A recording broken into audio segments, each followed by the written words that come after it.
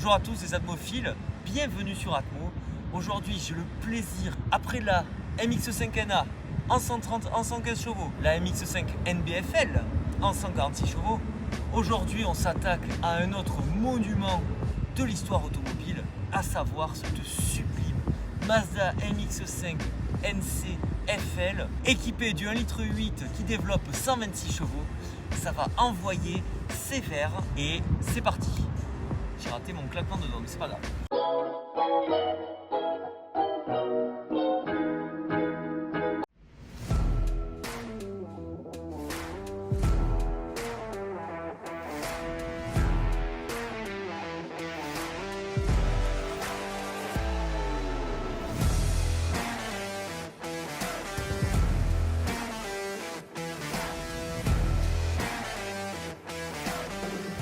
On va évoquer un petit peu l'histoire de ces véhicules. On va l'évoquer rapidement parce que bon, il y a déjà eu 3 vidéos dédiées à ce sujet. Mais c'est juste une petite piqûre de rappel, les Atmo chouchous. Donc cette sublime MX5 NEC est l'héritière de la MX5 NA, vendue à 430 000 exemplaires dans le monde. Il y en a une ici, comme par hasard. Il y a eu aussi la NB, donc la NB 300 000 exemplaires dans le monde, un énorme succès. Et celle-ci s'est vendue à environ 245 000 exemplaires dans le monde, ce qui fait de la MX5 tout simplement le roadster le plus vendu de l'histoire de l'automobile. Pour avoir ce titre, ces véhicules doivent avoir quelque chose en plus, et c'est ce qu'on va voir à travers cette vidéo. Petit fait à savoir assez rigolo, dans le monde cette NC c'est moins bien vendu que la NA et la NB. Quel connard celui-là. Oh, mais quel connard ce type! Regardez-le là, ce riche, filme-le ce riche là. Voilà, là, putain, la quel salaud. sur le bateau. Bon, l'anecdote assez rigolote, c'est que dans le monde elle s'est moins bien vendue, mais en France c'est la MX5 la plus vendue, toute génération confondue. La raison à cela est assez simple en réalité, c'est qu'il y a eu une version nommée RC avec un toit en dur et non une capote souple comme toutes les autres MX5.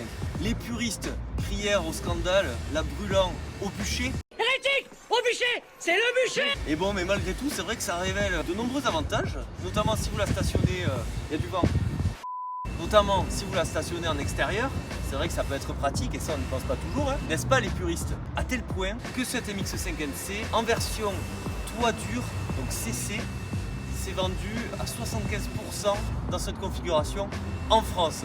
Connaissez-vous la différence entre un cabriolet et un roadster?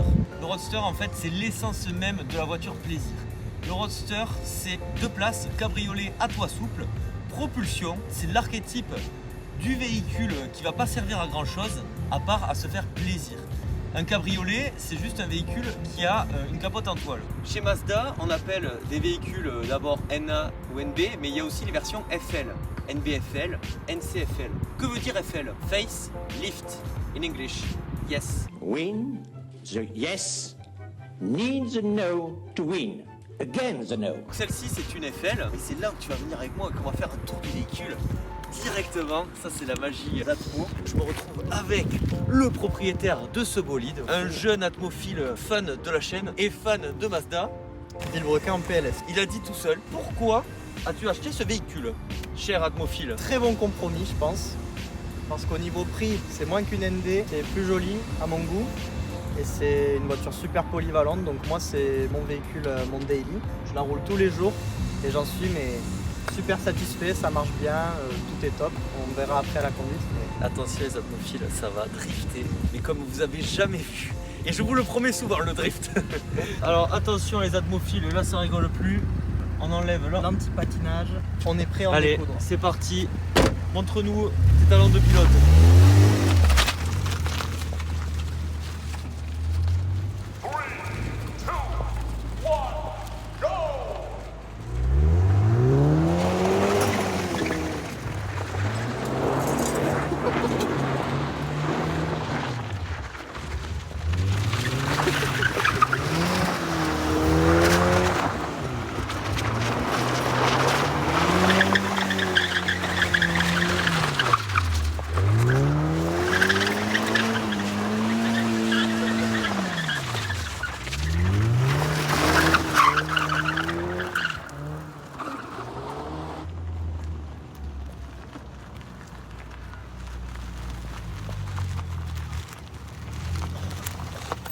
Et voilà.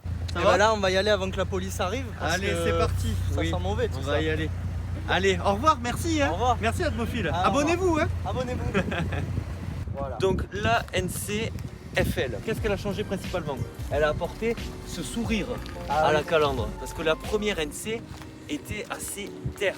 Ça ressemblait à un bateau. finalement. Exactement, On peut le dire. j'allais y venir. La blague toujours c'est de dire que la NC elle va sur l'eau. Alors qu'un bateau, on est bien placé pour en parler, on en voit. Et on voit pas de MX5 NC. Donc les puristes, je pense que c'est des conneries ce que vous dites. N'importe quoi. Ils disent n'importe quoi. Après d'un point de vue modification, toi tu as apporté cette petite placounette. Voilà. Support de plaque Just Performance. C'est tout pour le niveau esthétique. Et puis le petit pare-soleil, mais ça c'est. Petit bandeau là. C'est du jacquisme qui s'est déjà effrité. Mais après, j'ai envie de faire plein d'autres choses. Mais les projets, ça prend du temps et ça coûte cher. Donc on verra. Et ce qui est marrant, c'est que normalement, au fil des générations, les véhicules grandissent. Et là, c'est pas tout à fait le cas. Cette version fait à peine 5 cm. J'y vois rien. Ça va être tout noir. Ça va être tout noir. Ta gueule. Elle fait à peine 5 cm de plus que celle qui est derrière, là. 4,02 m pour 3,97 m, alors que plus de 20 ans les séparent. C'est beau. Par contre, le poids est un petit peu différent. Celle-ci fait 1075 kg, quand celle-ci en fait 957. 120 kg, mais bon, il y a des airbags, il y a des petits systèmes de confort qui sont aussi assez sympas. Si cette vidéo vous plaît, prenez une seconde, appuyez sur le bouton like, abonnez-vous à la chaîne, voilà, merci. S'il vous plaît, Villebrequin est en train d'être en PLS, en plus il a perdu son permis. Nous, la chaîne est en train d'exploser. Et en plus, au jour où on tourne, il s'est fait opérer des yeux là. Je sais pas s'il arrive à ce pauvre Sylvain. Rejoignez Atmo. Merci. Juste ta gueule, ta gueule, ta gueule, ta gueule. Pas du tout de forçage. C'est ça qui est bien. Ben, cette ligne, ouais, tu as la superposition avec l'autre. On reste vraiment dans l'esprit de ce qui a été initié avec la première génération. Et ça fait grandement plaisir. Surtout que celle-ci qui est avec une capote en toile, qui représente, si vous avez bien suivi, que 25% des ventes en France. Donc ce modèle finalement assez rare. On reste sur le concept de la propulsion. Donc ça va être ces roues qui vont guider le véhicule. Au passage, très jolie jante. D'ailleurs, n'hésitez pas à dire dans l'espace des commentaires ce que vous pensez de cette config. Franchement, je trouve qu'en tout noir comme ça lui va hyper bien à la NC. La trappe à essence, comme sur celle-ci, c'est fou. Ça, c'est la version restylée. Qu'est-ce qu'elle apporte? Des phares arrière bien plus réussis, parce que les premiers, personnellement, je trouve qu'ils faisaient un peu kéké. Et après, donc, c'est pour du seigneur. Les Kakimoto Racing, importés directement du Japon, une denrée très très rare. Surtout en France, je pense que j'ai vraiment une des seules, si ce n'est pas la seule, avec ce silencieux. Et là, on va vous régaler au montage avec un petit bruit à ce moment même de l'accélération.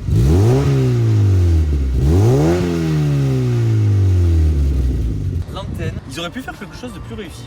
Ouais. Voilà. Après, il y a des antennes courtes qui coûtent 20 €, ça pareil, ça arrive très Tu la vite. mets là, Voilà, c'est à peu un près peu ça. plus joli, les petites antennes stubby. ouverture de coffre, encore une fois comme dans la NA. Le petit clin d'œil, allez-y, petit atmophile, montrez-nous ça. Soit avec la clé, en appuyant longtemps là. Ah, Voilà. ça c'est pas comme dans la NA. Voilà. Putain, il y a du vent. Et là, écoutez le bruit magique. Attention, viens voir ce coffre. Oh non, en fait, c'est c'est sympa. 150 litres. On reste sur une MX5, encore une fois, je parlais des similitudes. C'est un peu mieux. Déjà, il n'y a pas la galette là qui vient prendre la moitié du coffre. Il est plus bas, peut-être un peu plus profond. Mais globalement, on pourra pas déménager avec, je pense pas. Les Atmo chouchous, à l'intérieur de cette MX5 NEC, on n'est pas hyper dépaysé par rapport à une autre MX5. Toujours pareil, les 5 compteurs avec en point d'orgue de la pression d'huile, très important, température moteur, jauge carburant, compteur de vitesse et bien évidemment le plus important, les tours minutes. Parce que ça, les tours minutes, c'est pour l'envoyer en enfer la voiture. Ensuite, le volant, il est très fin là, ça se mange sans fin. C'est fin, c'est très fin, ça se mange sans fin. Au niveau des clins d'œil, toujours le petit levier de vitesse, incroyable. Le frein à main là, prêt à drifter là, comme ça là. Le petit radio CD qui fait le taf et ensuite des commandes basiques, à savoir la climatisation, le chauffage et les aérations. Bam, un allume-cigare, je pensais que c'était des prises USB, même pas. On va voir si elle est tout aussi peu pratique que la MX5 NA ou NB. C'est parti. Alors, les rangements. Tu galères un peu. Hein. Je galère un peu. Ah, et ça aussi, clin d'œil, encore une fois, le warning là en plein milieu. Putain, c'est fou, c'est fou, une hein. voiture clin d'œil. Incroyable. Fais un petit clin d'œil là. Oh là là, et là ça c'est la trappe magique. Et là on va partir. Je vais vous donner mon verdict sans appel sur les sensations de cette MX5 en 126 chevaux, je précise, car il y a des versions 160 aussi. Il y a deux écoles, il y en a qui disent que la 160 est mieux, d'autres que la 126 se rapproche plus des vraies sensations MX5. Vous me direz dans l'espace des commentaires bien évidemment. On va voir ce que ça vaut une MX5 NEC.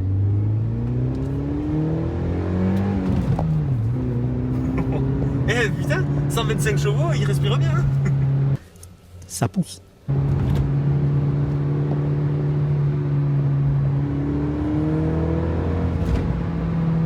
Ah j'aime bien. En vrai, bon, les pots font du bruit, hein, on est d'accord. Mais on retrouve des sensations que j'ai sur la mienne. La boîte de vitesse c'est un régal. On sent la propulsion aussi. Je la sens un petit peu plus lourde, je pense que c'est normal. Pour l'instant c'est pas mal du tout, ça me plaît bien.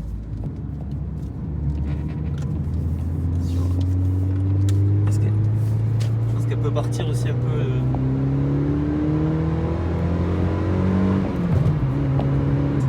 Et ce qui est pas mal encore une fois, c'est qu'on va pas à des allures délirantes, on y trouve notre compte, c'est pas mal du tout. J'espère que mon caméraman ne va pas vomir. Je suis à la limite, mais ça va. En rond-point ça va être sympa aussi, bon on va pas non plus... Comment allez-vous caméraman? Ça va très bien. Ah, tiens. Tiens.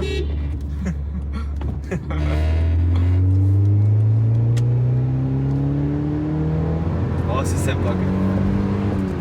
Ah ouais, et la boîte de vitesse c'est vraiment très agréable. Putain, cette voiture, c'est quand même quelque chose. Et ce qui a l'air d'être pas mal, c'est que l'insonorisation a l'air d'être quand même bien plus poussée que sur la NA.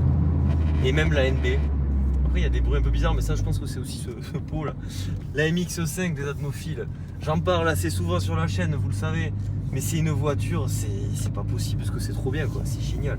Le rapport prix-plaisir, c'est pas le roadster le plus vendu au monde pour rien, ça je peux vous le dire. C'est un kiff. Franchement,